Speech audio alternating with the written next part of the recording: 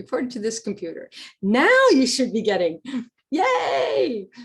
I have no excuse. I didn't teach all week long. I mean, you know, I don't know why I'm sort of feeling like it's Friday too. Okay, so I'm going to share my screen. And I'm going to share, this screen is the screen I want to share. Hopefully now you will be seeing our Canvas site. Do you see that? Everybody, yes, no? Good, yeah. Good. The reason why I'm starting here, I just want to show you where the presentation is already posted on the Canvas site. So if you want to refresh or take a look at it again, or the slides that I'm going to use, it's already there. What we're doing is the literature review workshop. And it's a Google slide presentation. I'm going to ask it to make it full screen. There we go. That's not so hard. Okay. So the first thing I want to talk to you about is why a literature review. Because some people think, well, why are we doing this? You know, why do we have to do this? But a project or a piece of research doesn't have a lot of meaning unless it's grounded in the professional knowledge base. You know, what do we know about this subject? What do we know? What do we don't know? Are there gaps? You know, how this project that I'm doing, you know, exists within the knowledge base of education. And so the whole goal is to get an understanding of what the knowledge base is for your project. So in some cases, you might be wanting to apply a given technique. And so you need to know who's tried this technique and how has it worked and what's been the results of it and what's made it work, and when it hasn't worked, why hasn't it worked? That would be what I'm talking about as the knowledge base. If you're going to try and apply a given technique, you might want to be doing a piece of research, you know, on a given subject. You might be concerned about all the students in your class, in your school vaping. And so what you need to know is, what do we know about vaping and school performance and students and how it affects it? And what have been interventions that have been successful and what have been interventions that have not been successful? You know, and how might you go about figuring out how to attack that issue? You might want to really be committed to a given way of teaching. Let's say you want to really boost up collaborative learning because you feel that it makes your class, it would make your class more culturally responsive and your teaching more culturally responsive. So you need to know, well, you know, what is the intersection? What is culturally responsive teaching, and you know, what works and what techniques work, and how does what is collaborative learning, and what are the results, and when it works well, how, you know, what makes it work well, and when it doesn't work well, you know, why doesn't it work well, and what could you expect from it, and how does it support or not support culturally responsive teaching. Okay, so in each of those examples, okay, I have basically said that's what the literature review is for. Those are the things you're going to find out in it. And so that's what you need to find out. And you do that by searching the literature, reading it, synthesizing it, and putting together a literature review. Which is why for both the research projects and the curriculum projects, we have in our template of what we want you to submit, a major section of it is a literature review, because we want to know you grounded your work in the education literature.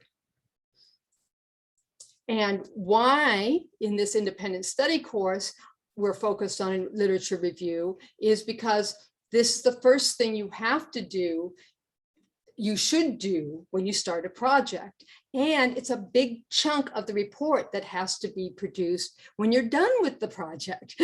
And so by starting with it and then making it formal in this course, formally getting it written and done and beautiful and submitted, then we've written probably 25 to 30% of the project report before we've even done the project in the second semester. So it makes the last semester just a little bit easier not to have to write it in the last semester along with everything else you have to write.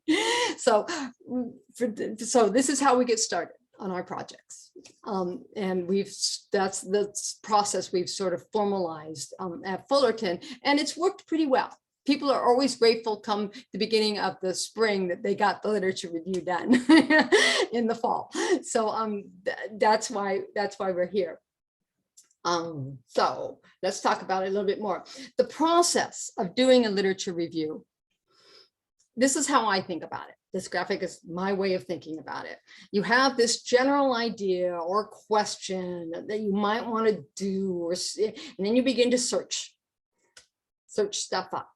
And then as you search different things, you start to organize what you find, and some of that is just skimming and prioritizing or discounting, a lot of skimming, and then only collecting to be read more detailedly on things that you think are really going to work or really help answer your questions or really help frame your project. And then you read and you synthesize. And this, I can't say this enough, and each of you will meet with me and we will have this discussion again multiple times, just because I've done this now enough to know this is the gotcha. The gotcha is the synthesis. You're not producing, a literature review is not a book report. It isn't so-and-so found this, this, and this, and so-and-so found this, this, and this, and so-and-so found this, this, and this, and so-and-so tried this, and it turned out. No. You're taking everything and you're pulling it together. Well, it seems that when students do collaborative work, they seem to have a higher engagement. And this was found by so-and-so and so-and-so and so-and-so and so-and-so. See, that's a synthesizing phrase. You've taken maybe 4 different articles and they all found the same thing. And you're making a statement and then putting in parentheses your citations. That's a synthesis. A synthesis is also paraphrasing on any given point you want to make. So your literature review should be very sparse on direct quotes. These are the 2 classic mistakes that people make in literature reviews. They make them a book report and they just load it up with direct quotes. Nuh-uh. As I tell my dog when I'm, when he's doing something wrong, that's not what I want to see in the literature review, because I want to see you saying what they said, and you can cite them, but saying it in your own words, saying what you're taking away from what they said, and then citing them. I'm not saying steal their stuff, but rephrase it and state it in your own words, and then cite them afterwards. That this, does that make sense so far? So it's the synthesis part that people have the most problem with, but that's really where you learn. That's really where you begin to ground your project and what's going on and make the case for what you're doing. And that's, and make the points. And that actually organizes your project. So, and then you write it. And this really isn't sequential, as you can already tell. Each of these steps, you search and then you go back and then you refine your idea. You organize and you go back and search a little bit more. You synthesize and then I got to go search and see what other people have said about this, that kind of thing. And all the time you're trying to write pieces of it and organize it. But this is the process of the literature review. What you're trying to get at will be, it's hard at the beginning to develop this, because you need to have searched and understood the literature to develop this. But what you're trying to get is what Cresswell, who does a lot of educational research documenting, calls the statement of the problem. And in a normal size paper, article, the statement of the problem is the first 5 paragraphs, the introduction. And what the statement of the problem will be for you is your introduction to your literature review, but it will be shortened down to a paragraph or 2. But then it will get flushed down a little bit more, has the introduction to your whole project in spring quarter. What do we want? You have to sort of introduce the general subject area and the educational issue with the subject.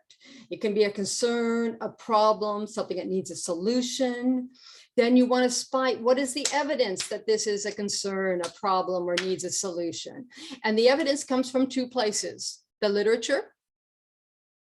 That's why you need to read the literature to have it, but also from your practical experience. So your first cut at the statement of the problem might be just from, because I've seen it in my classroom, it doesn't work. This isn't working. I need to fix it, because the kids, they're not getting it, okay? And they're not getting the benefit of it. And so therefore, that would be evidence from practical experience. And you're now all experts in teaching and teaching. And so your practical experience does provide some of the evidence that you will use when you write this stuff up. And then there's deficiencies in the evidence. Well, we don't know if this works, or we don't know what happens, and we're unsure what the net effect of, you know, a year online with COVID did to our students. Although the teachers coming back to the classroom right now have a long list of what they think it did to them. They forgot how to behave in a classroom. We have TikTok stuff going on where they're stealing stuff out of the school. So we could hypothesize, but we might want to find more evidence. But anyway, so what's missing and what do we need? And then finally, and that's normally how you position your project. This will help me find out how to make, you know, this, and this, or this, in this research, I intend to find, okay, what's causing this issue, and hopefully recommend some solutions. So that's the, and then finally, your last paragraph. So each of these boxes is a paragraph.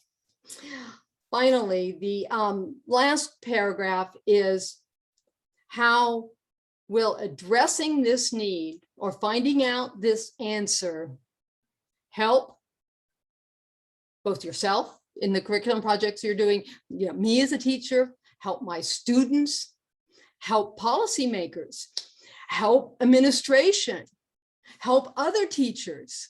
There can be all sorts of things that your project can end up helping. And so those 5 paragraphs will be beautiful at the end of spring quarter.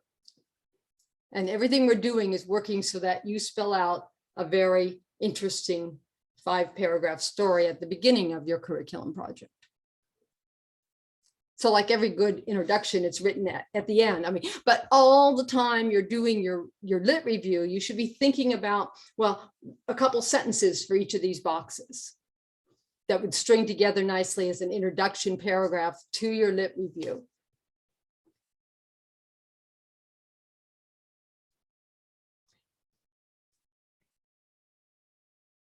And as we do our lit reviews together, what we'll be also doing is defining our projects at a more specific level, so that by the time your lit review is done, you actually have a definition for the project that you will complete spring quarter. And I will guide you through that also. So we'll be like, you know, making our spring easier by coming up with some pieces earlier from the lit review.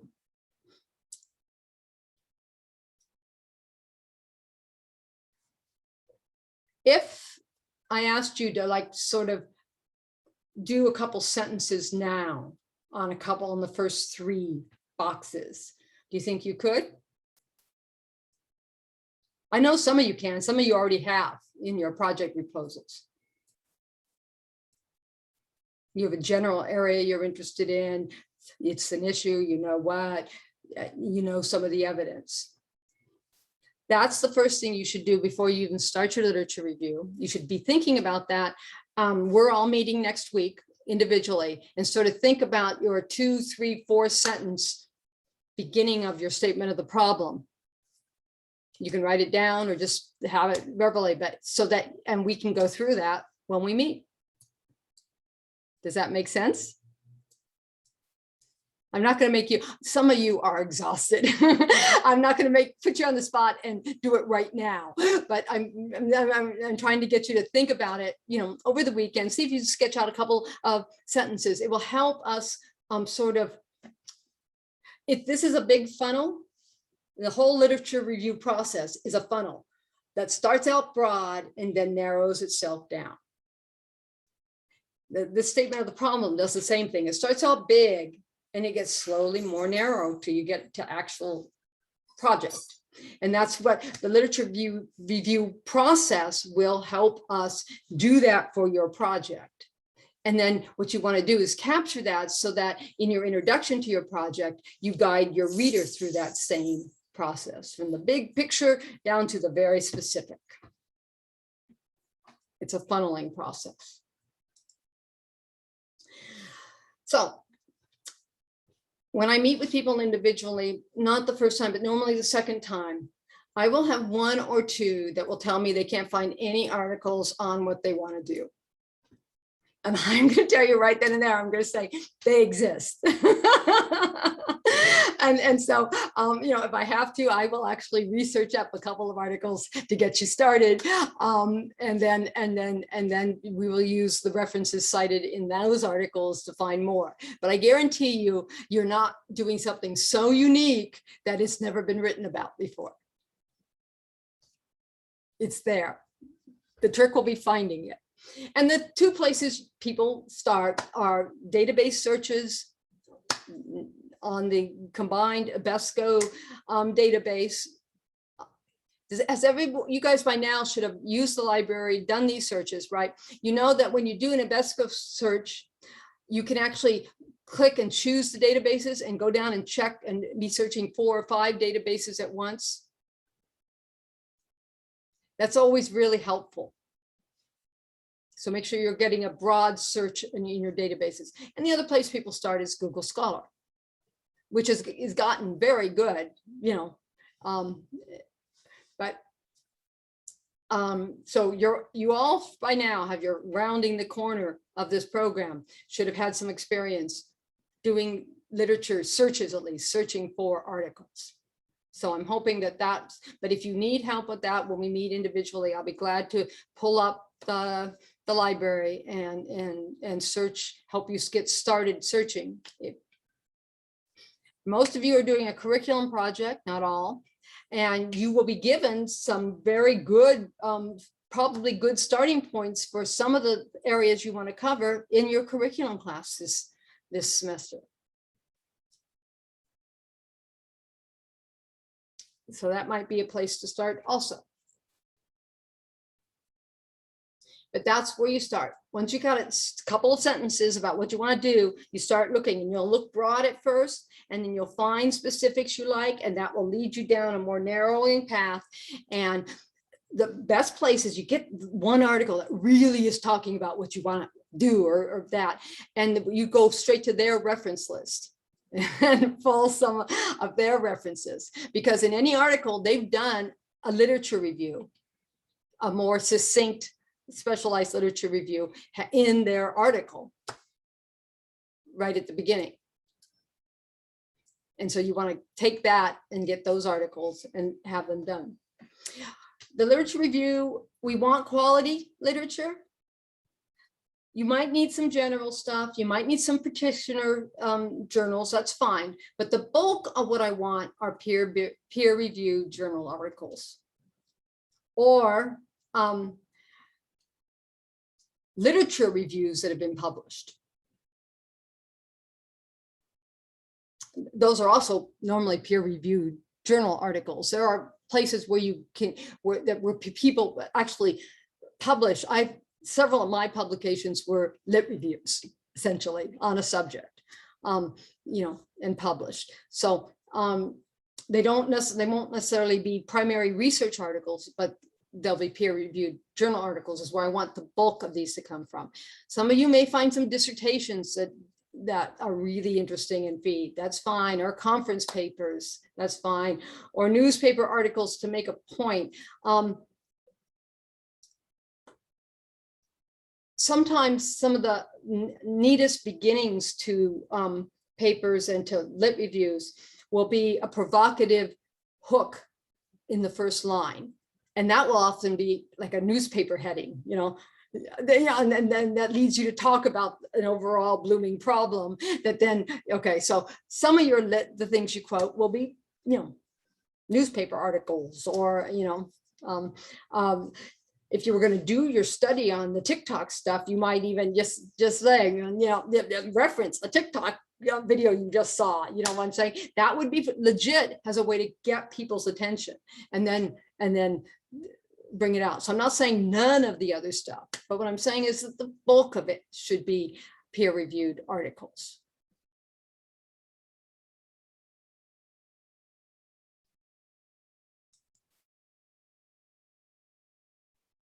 Really? Computer, I'm clicking. I want you to go. Oh, come on. This is ridiculous. I don't know why my computer has decided my computer has just gone not so crazy. Oh. I just ran through this whole thing. It was working just fine. I don't know why you've decided to go nuts on me. Let's try this again. No. Thank you. Okay, so now let's try this again. Let's get back to where we were. Don't worry, the last slides come very quickly. So this is where we were, and I was advancing. There we go. As you get the articles and you start taking notes on them, you need to have a way to keep it all organized. When I did my dissertation, it was a combination of index cards and sticky notes all over 2 walls of my house. But I would recommend something much more you know, automated. Okay, because you want to be recapturing certain pieces of information about different articles. I've offered up, just as an example, on our class website is both a link to a graphic organizer where you and a Google form as a way to get thinking about how you might organize your research. I think if I do this, it will bring up the form real quick. What it will do is tell you the same thing, make a copy. It's set up so that you can make a copy of the form. It doesn't give the original form so that you could use it yourself. And I'm telling it to give me a copy and it's being slow again. There we go. And this is just a Google form. But this is, if you did this as a Google form, then you could pull it all up in several different views. You know, this would be, you'd fill out the form per reference, and it as the authors, the date of publication, the title of the article or book chapter, the title of the journal or book, the citation, you know, go ahead and put it out in APA so you have it there. And then I sometimes would cut and paste the abstract because that said what I wanted it to say, you know, and that was the best sort of summary of it. Other people's abstracts were awful. If I had some key quotes that I was going to paraphrase and use or thought I might, I'd put them here, the main key points and the type of reference. Okay. And because I was very research focused, I'd also basically, what kind of research was it? Was it interviews or surveys or a case study or mixed methods? And then I always want to know the number of participants. Then do they do interviews with 200 students, or surveys of 200 students? Did they interview 3 people? Basically just to sort of get it. So that's an example of one way you might collect the data. There's no wrong way or right way. It's whatever works for you. But oh, when I went out there, it went away. Okay. Well, there we go. But some people will just literally print out the first page of the journal and take notes on it, or print out the journal article and take notes on it and just keep stacks of journal articles. That works. When you're getting into the hundreds, it doesn't work so well. But you're not going to expect it to get 100 references, okay? But for 10 or 20, just having the journal articles and stick with sticky notes will work fine. So it's whatever you're most comfortable with. Then as you review the references and you write this up, you're analyzing these articles, you're critiquing these articles, and you're working on your synthesis. So you might have one color sticky that every article that said this, okay, and you put that color sticky on it, and every article that said, so that it will be easy to drag up your references as you make points in your literature review. What you're looking for as you're synthesizing is themes. Themes could be things like collaborative learning is good. Okay, but another theme, okay, you can really mess it up if you do these things in its implementation. Okay, so what not to do, that's what I mean by themes, just things that several articles are saying that match.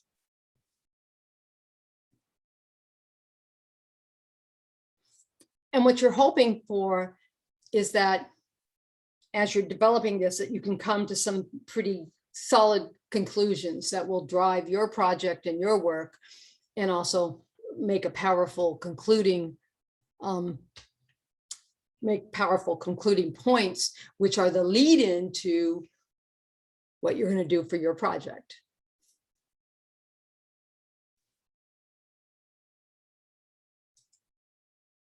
That's not, I'm harder than I think. I'm going the wrong way. In the writing for your literature review, we want it to be APA style, both style, formatting, citations, and reference. So the full APA 7. And just I know that this is at the end of your program, so you've done this all before, but just double check it. It's double spaced. It has a footnote. It has a header and this I didn't double check. This is from 6, so I have to go double check that, but I think it should still work. But the basic formatting should be APA style. This is hard to read, I know, but your citations should be, APA style, which means parenthetical citations. Follow the guidelines given to you. You list 1, 2 authors. If it's 3 authors or more, you just say the first author et al. And the date in the parentheses. And when you're writing it out, you write it out like that. When you're using a big long name that has an acronym, you only have to spell it out once in a citation. And then you put in the square brackets the acronym you're going to use. And then from then on out, you would just use the acronym. Does that make sense?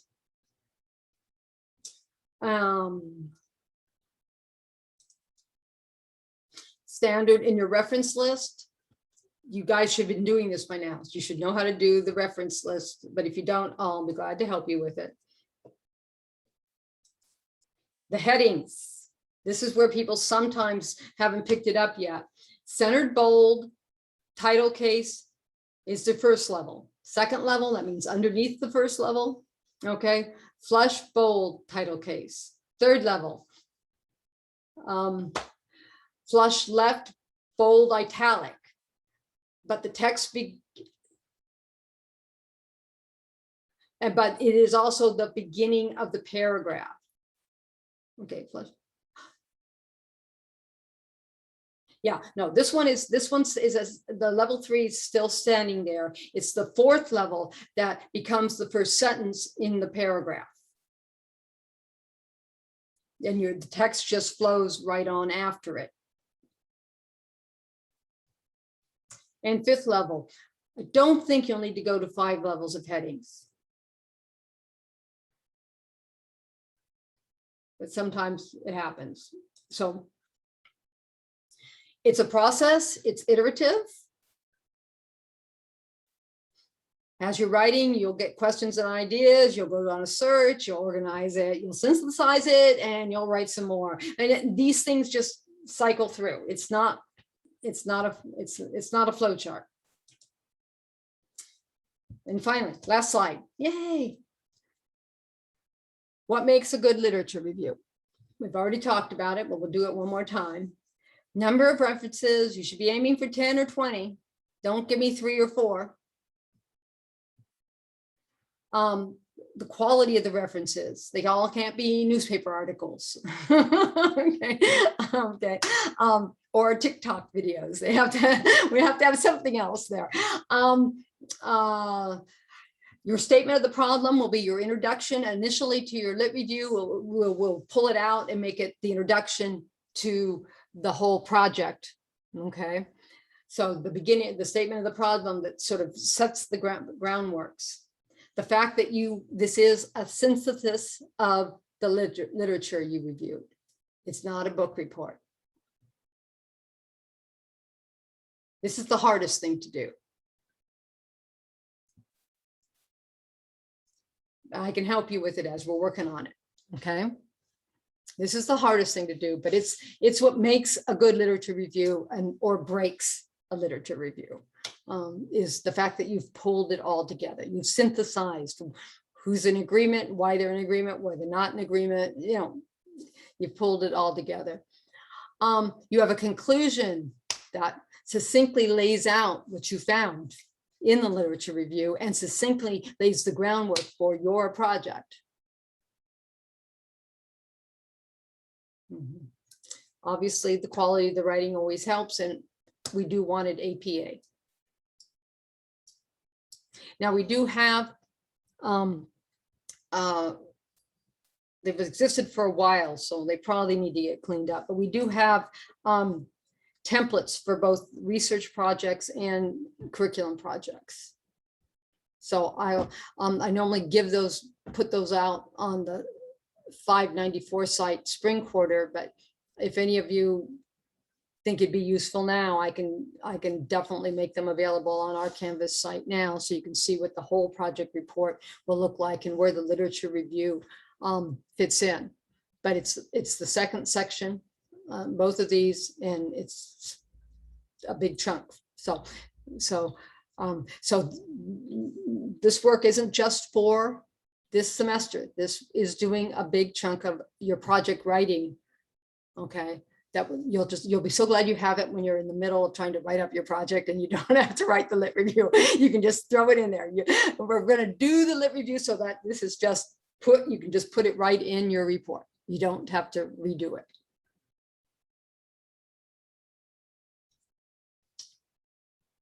With that, I'm going to stop sharing.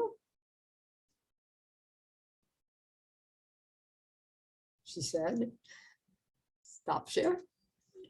Okay.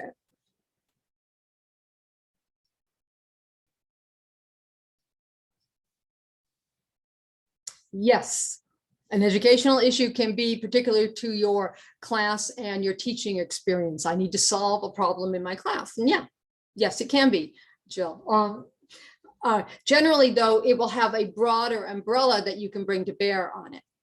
Yeah, it's very rare that teachers have an absolutely unique problem. Yeah, it may be that it's unique to private schools, okay, or something along those lines. But they'll have an umbrella, around it.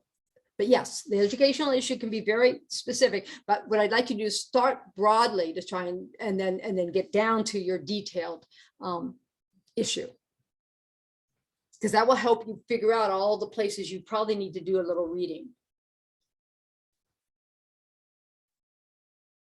Because some of it will be about the problem in general. Some of it will be how it applies to art class in this case. Some of it might be how it's different in different school settings. So all of that will help guide your work.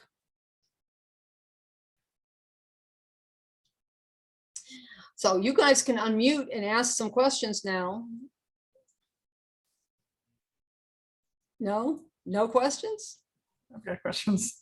I wrote a list. Okay, good. Okay. Well, start us off. All right, I'm gonna try to work my way back from early on. So those first three, when there was that series, the flow of reasoning. Yeah, the statement of the problem. The statement of the problem. So for our meeting next week, it would be good to have a paragraph that sort of gone through the first three boxes. Yeah, the first three. I don't expect you to have details at that you'll get to later in the process. Just a sentence or two of the first three, because that will help frame where we're going to look in the literature and what we're going to look for. Okay. And then you mentioned the 5 paragraphs and the lit review. I'm imagining the lit review being much bigger than 5 paragraphs. No, the 5 paragraphs is going to be the introduction to, okay. Got it. For the lit review, I only expect it to be a paragraph or 2. But by the time we finish your project, it will be fine. That statement of the problem will be 5 paragraphs, 1 for each of those boxes. Okay. And that will be the introduction to your project. The whole idea of the books, but what is a summary and how does it pair up with a book as equal weight? A type of summary might be a published literature review. Okay, so lit review. Okay, yeah, a lit review can be a published lit review, but also you'll get in our industry, you get a lot of industry reports from different organizations, Bill and Melinda Gates Foundation or West Ed or someplace. And what they are normally doing is summarizing a field, an area, okay? And so, 1 or 2 of those in something you're doing similar can be very useful. Okay.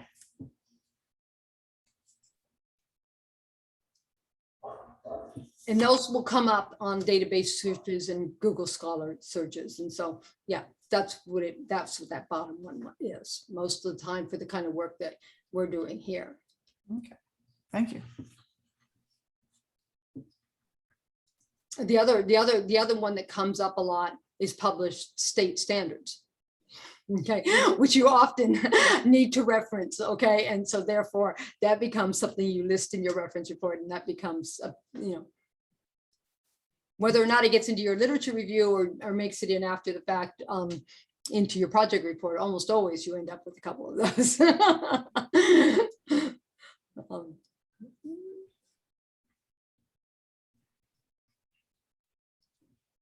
More questions? Does it seem easy? Yeah. No. It's fun. I love literature reviews. I love literature searches. It's actually fun, I think, to find out what's, what people are saying, what's done, what's finding. I view it like a giant sort of puzzle, finding all the pieces to make the case I want to make so I can do what I want to do. I think it's sort of fun.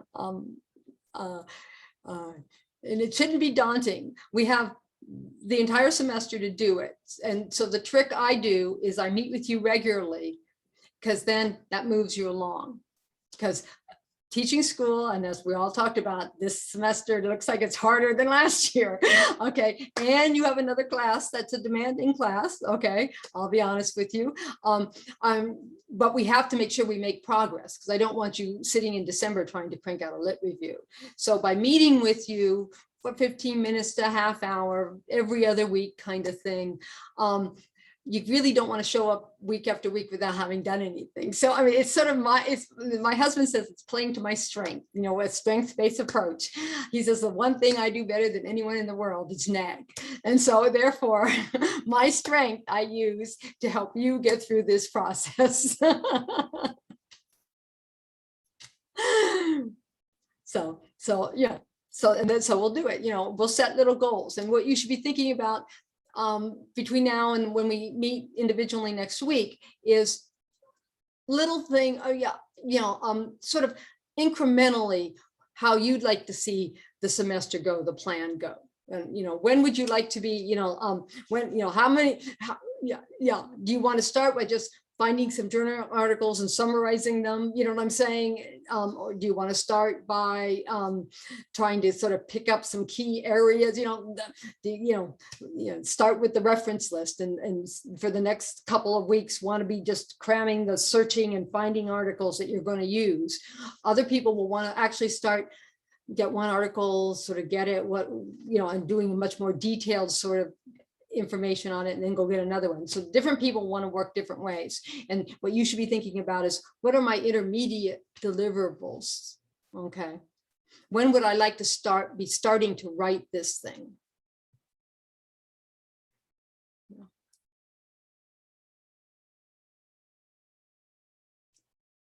And typically then what we'll do is you'll feed me pieces of it, and then I can give you, suggestions of where you could expand this.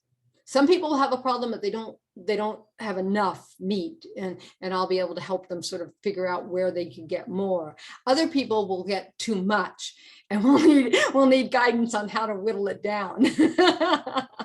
I don't want to read a 100-page lit review. It needs to be much more, more succinct and more to the point. Okay. So each of you will work in your own ways, and we'll work together to make this semester as easy as I can for you. Don't be frightened that it's, it actually, if we take it in small chunks, it sort of gets itself done by the end of the semester, and your project gets defined by the end of the semester, which is really what you want, because I'll tell you right now, for curriculum projects, guys, I start you early. I start you 2 weeks before school start, before not necessarily your school start, but 2 weeks before Fullerton starts. Yeah, I'm setting up meetings with you literally the week that school normally starts, right after the 1st of January, where Fullerton hasn't even, is just, a figment of imagination still. It hasn't started because this is in the spring semester, it's a front end loaded process. You need these things done by the end of April, because Fullerton ends mid-May, and we need some time to finish it up and grade it and make sure that you're getting your diploma. So it's a front end loaded process. So I start you real early. That's the way to make it go a little easier on people. So we want to end this semester with a real good idea of what we're doing for the project, and have a whole plan worked out so that we can start executing it as early as possible. Now, for some of you, it's going to be real clear. It's going to be a piece of cake. For others of you, we're going to want to, think about it a little bit, strategize about it a little bit.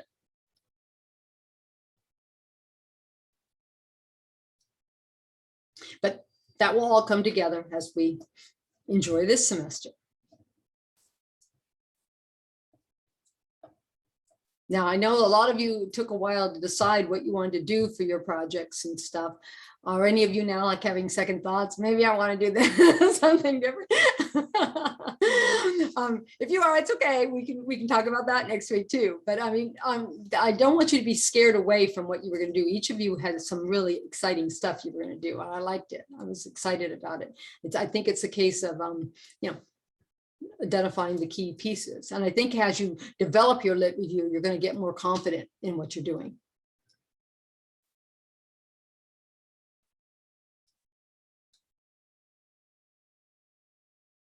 No questions. Clear as mud. I like it. Look at, I was hoping for 45 minutes. I think we're running right at about 45 minutes. But I'll stay and answer questions. I mean,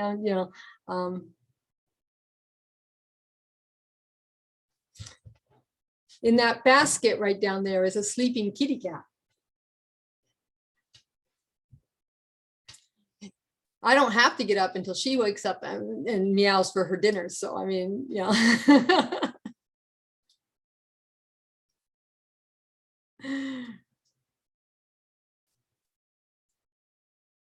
Nothing? Everyone feels like they know where they're starting? Sure, I'll have questions next week. That's good. That's good. Oh, let me double check. Each of you has a time, right? Jesus, 3 o'clock on Tuesday. Carla, 3:30. Clark, 4 o'clock. Arnell, Wednesday, 4:30. Jill, 5 o'clock Wednesday. Peter, 4:30 Thursday. Tina, we have a set at 5:30. Is that okay for you, Tina, on Friday? Or is that too late? Well, it'd be early. No, is that okay for you? Or is it too early in the morning? Do you want Yeah, it works fine. Okay. That'd be Tina, Selena, 5:30 on Thursday. So you guys are all cool with that? You'll use the same link you went into today. I keep the same link. It just makes life a whole lot easier. And if everyone has the same link, then I'm finishing up with one and someone else can come in early, it's fine. You know what I'm saying?